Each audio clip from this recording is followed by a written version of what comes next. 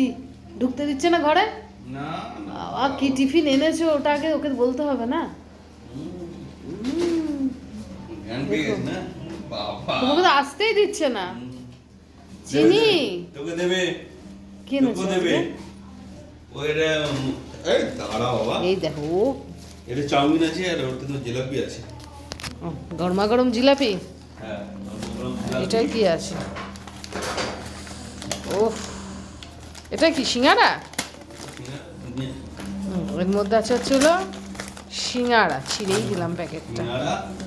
সিঙ্গারা এনেছো কেন যখন জিলিপি এনেছো?